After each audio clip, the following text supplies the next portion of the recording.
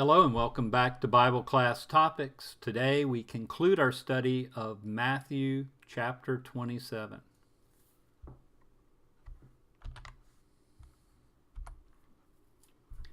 We've already looked at the topics seen on the left-hand side of the chart. Today we'll conclude chapter 27 by talking about the cross and the shame, the triumph of the end, the blazing revelation, the gift of a tomb, and an impossible assignment. Let's get our Bibles out. I'm reading as usual in this study from the English Standard Version, and we will read 32 through 44, chapter 27. And as they went out, they found a man of Cyrene, Simon by name, and they compelled this man to carry his cross. And when they came to a place called Golgotha, that means place of the skull, they offered him wine to drink mixed with gall, but when he tasted it, he would not drink it. And when they had crucified him, they divided his garments among themselves by casting lots. Then they sat down and kept watch over him there, and over his head they put the charge against him, which read, "This is Jesus, the King of the Jews." Then two robbers were crucified with him, one on the right and one on the left. And those who passed by derided him, wagging their heads and saying, "Ye who would destroy the temple and rebuild it in 3 days, save yourself. If you are the Son of God, come down from the cross." So also the chief priests with the scribes and elders mocked him, saying, "He saved others. He cannot save himself. He is the King of Israel. Let him come down from the cross, and we will believe in him. He trusts in God. Let God deliver him now, if he desires him. For he said, 'I am the Son of God.'" And the robbers who were crucified with him also reviled him in the same way. Exactly how was a criminal led to the cross? I want to share something I found in Barclay's commentary concerning that very thing. When a criminal had been condemned, he was led away to crucifixion. He was placed in the center of a hollow square of 4 Roman soldiers. It was the custom that he should carry the cross beam of his own cross. The upright was already waiting at the scene of the execution. The charge on which he was being executed was written on a board. It was either then hung round his own neck or carried by an officer in front of the procession. It was later affixed to the cross itself. The criminal was led to the scene of the crucifixion by as long a route as possible, so that as many as possible might see him and take warning from this grim sight. We learn of Simon the Cyrene in this passage in Matthew, and you can also look at Mark 15 and 21, and he is compelled to carry Jesus' cross when it appears that Jesus can no longer carry it. They go to the place of the skull, Golgotha.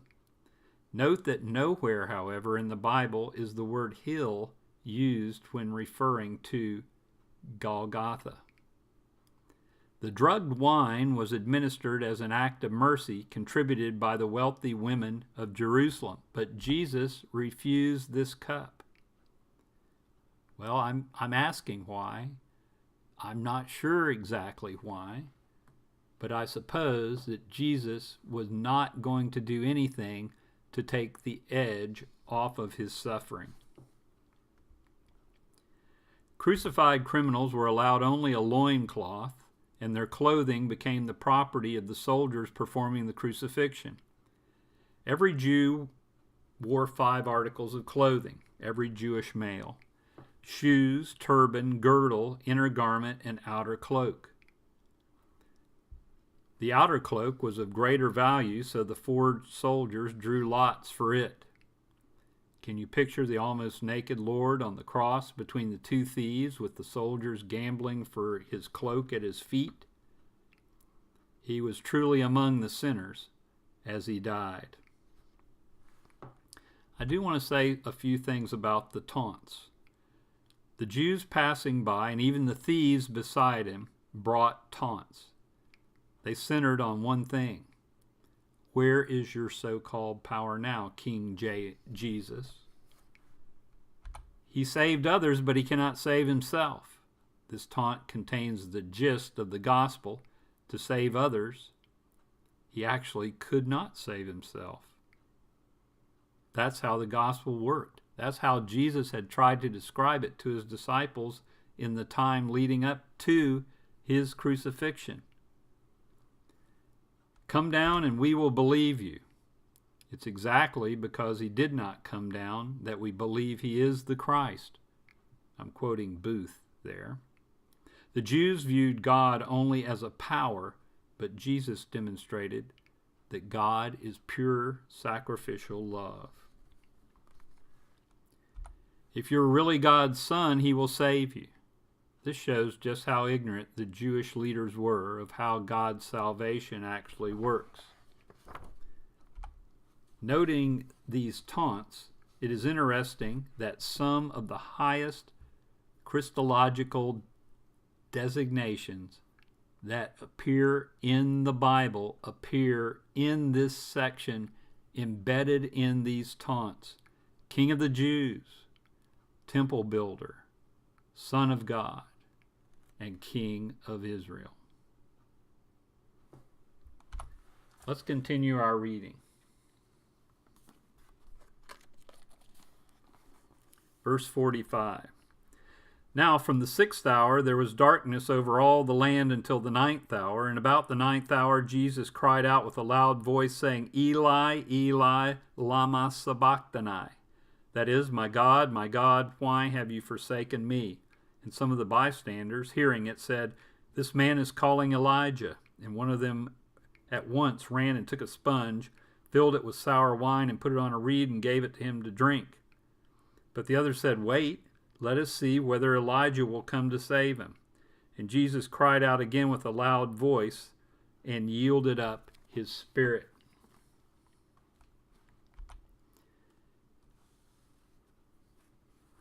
Note the 4 phenomena that marks the death of Christ. First, we see in verse 45, 3 hours of darkness. Verse 51, which we haven't read yet, we'll see the veil is torn. Also, in verse 51, we'll see the earthquake, and Matthew is the only gospel writer to tell us that graves are opened and saints are resurrected. From Mark, we learn that Jesus hung on the cross for 6 hours. You can check this out in Mark 15, 25, and 34, where Mark says the crucifixion began at the 3rd hour of the day and concluded, as Matthew confirms, at the 9th hour of the day. This was actually a mercifully brief amount of time because many victims of crucifixion hung there alive for days. Why did Jesus say, my God, why have you forsaken me? Some have suggested that Jesus was reciting Psalm 22 to himself as his time came near. You might want to pause the video and go read Psalm 22 and see if you think this is a possibility. Others believe that this is the moment when he was made sin for our sins.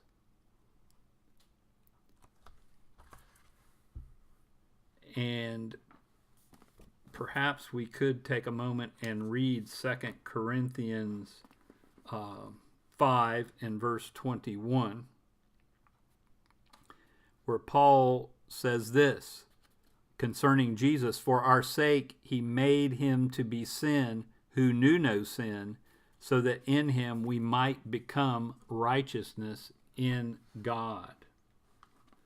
So some believe that is what's going on. However, Barclay thinks that this is where Jesus' humanity comes as far forward as we ever get to glimpse it. Let me share with you what Barclay has to say. In human experience, as life goes on and as bitter tragedy enters into it, there comes times when we feel that God has forgotten us, when we are immersed in a situation beyond our understanding and feel bereft even of God. It seems to me that this is what happened to Jesus here. We have seen in the garden that Jesus knew only that he had to go on because to go on was God's will. and he must accept what even he could not fully understand. Here we see Jesus plumbing the uttermost depths of the human situation so that there might be no place that we might go where he has not gone before. I'm not sure I totally agree with William Barclay, but I can understand the point he is trying to make. Why then did God forsake his Son? I'm going to suggest 3 things. 1, Jesus became a curse for us. We know that from Galatians chapter 3 and verse 13, where Paul says this: Christ redeemed us from the curse of the law by becoming a curse for us, for it is written, cursed is everyone who hangs from a tree. We just read 2 Corinthians 5:21. He who knew no sin was made sin for us. And then hearkening back to Isaiah chapter 59 and verse 2, I'll go back to verse 1. Behold, the Lord's hand is not shortened that it cannot save, or his ear dull that it cannot hear, but your iniquities have made a separation between you and your God, and your sins have hidden his face from you, so that he does not hear. God cannot fellowship sin. And so it took his forsaking of his Son and allowing the sins of the world to lay on the shoulders of his Son so that we might be brought back into a reconciliation with God. Meanwhile, the watchers did not understand what he was crying out. They thought he was crying out the name of Elijah. Now the question is this the great shout? Well, of John 19:30. It would be a shame if this was the great shout. All the gospel writers mention the great shout, but only John reveals it. It is finished was his cry. In the Greek and Aramaic, it was one word. The word was a cry of victory concerning a completed task. Jesus died the victor with a shout of triumph on his lips. Jesus died the victor, not the victim, with a shout of triumph on his lips. 2 things to consider about Christ's claim that he would retain sovereignty over his death. You might want to go take a look at John chapter 10, verses 7 and 18. Number 1, his shout of "it is finished" with a loud voice shows us he was not exhausted nor yet suffocated. Number 2, he yielded up the ghost, and this indicated that no one took his life from him. He died when he was ready to die, and by an act of his own will, when he had accomplished all that God intended for him to do. Who then is the victor? You might want to look at 1 Corinthians 15, verses 56 and 57. The victor is the man who refuses to believe that God has forgotten him, even when he feels forsaken. The victor is the man who will never release his faith in God, even when he momentarily loses touch with the grounds for that faith. And the victor is the man who has been beaten down to the depths, but holds on to God regardless, just like Jesus did. Let's continue to read verse 51 through 56. And behold, the curtain of the temple was torn in two from the top to the bottom, and the earth shook, and the rocks were split. The tombs were opened, and many bodies of the saints who had fallen asleep were raised. And coming out of the tombs after his resurrection, they went into the holy city and appeared to many. When the centurion and those who were with him, keeping watch over Jesus, saw the earthquake and what took place, they were filled with awe and said, "Truly, this was the Son of God." There were also many women there looking on from a distance who had followed Jesus from Galilee, ministering to him, among whom were Mary Magdalene and Mary, the mother of James, and Joseph, and the mother of the sons of Zebedee.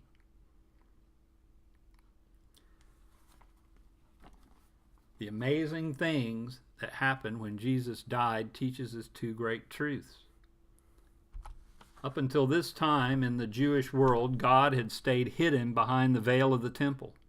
Now, through the death of Jesus on the cross, the way to God's presence is available to men everywhere. And secondly, Jesus' death allows others to conquer death as the tombs open and some walk the earth again. The power, the terror, and the tragedy of the tomb are entirely defeated by Jesus and his sacrifice. Because he lives, we know we will live as well. We can't finish our discussion of these verses without discussing the adoration of the centurion. In John chapter 12 and verse 32, Jesus predicted the magnetic power of the cross. And in this centurion, we see that power. He is the first fruit of the prophecy that Jesus made in John 12:32. As it has happened many times in the gospel, it is a Gentile, not a Jew, who first realizes who is being dealt with and interprets the situation correctly.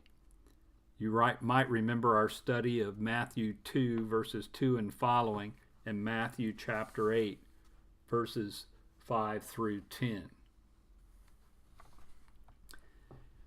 The centurion was there, but where were the disciples while Jesus was dying on the cross? Well, we know from the other Gospels John was there, but where were the others? Well, we know Judas, perhaps by this time, had already gone out and hung himself. So where were the other 10? Well, they have scattered by this point. But where were the women? The women were standing a ways off and looking on. Why did they remain? Who were these women? Well, particularly we know that it was Mary, the mother of the other James, and Salome, the mother of James and John. They were there. The disciples weren't there, except for John, who by this time had probably taken Jesus' mother and taken her away to his own lodging. So who were these women, and why were they there when the disciples were not even there? Here's the point. Their love exceeded their fear. Their love exceeded their fear. Let's read a ways further. Verses 57 through 61. When it was evening, there came a rich man from Arimathea named Joseph, who was also a disciple of Jesus. He went to Pilate and asked for the body of Jesus. Then Pilate ordered it to be given to him, and Joseph took the body, wrapped it in a clean linen shroud, and laid it in his own new tomb, which he had cut in the rock. He rolled a great stone to the entrance of the tomb and went away, and Mary Magdalene and the other Mary were there, sitting opposite of the tomb.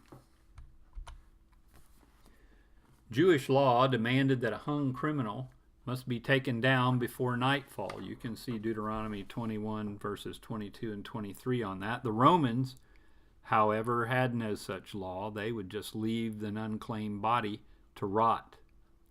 His own relatives were unable to claim his body for whatever reason, so Joseph of Arimathea took steps to help. What do we know about Joseph of Arimathea? Not a whole lot. We know he was wealthy. Isaiah 53 and verse 9 predicted that a wealthy man would bury Jesus in his tomb. We know from Luke 23 and 50 he was good and a righteous man. And from Mark 15:43 we know he was one who waited for the coming of the kingdom. We also know from this passage that he was a disciple of Christ. And then from Luke 23:50 and 51, we know he was a member of the Sanhedrin, but he did not consent to the death of Jesus. In the end, Joseph took the side of a crucified criminal, and he showed courage in claiming and burying the body, which we know from John 19:39 and 40, he was also assisted by Nicodemus. And then there were the two women, Mary Magdalene and the other Mary. You might want to look at Mark 15:47. It's interesting that these women were present at the cross, and now here they are at the tomb. And these two women stand as perfect examples of disciples of Christ because they followed Jesus in life and they followed Jesus in death.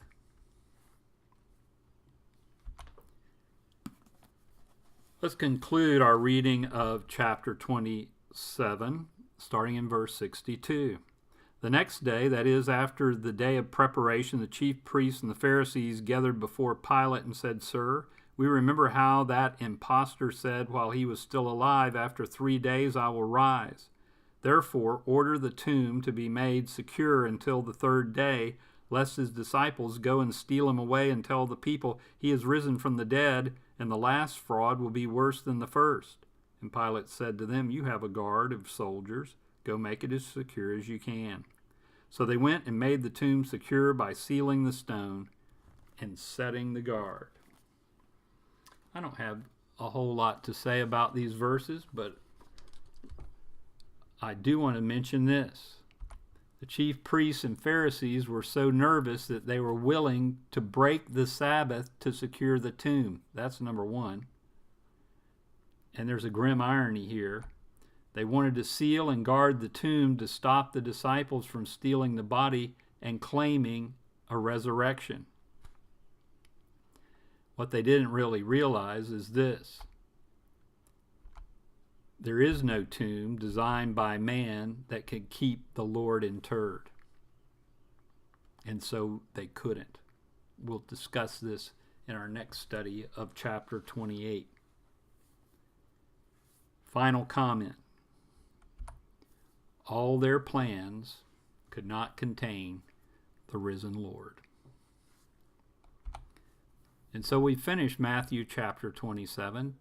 Next time we'll conclude our study of Matthew's Gospel with our final video in the series over Matthew chapter 28. Please subscribe to our channel, like the video, leave me a comment. All of that would be highly appreciated. Until we meet again, may God bless.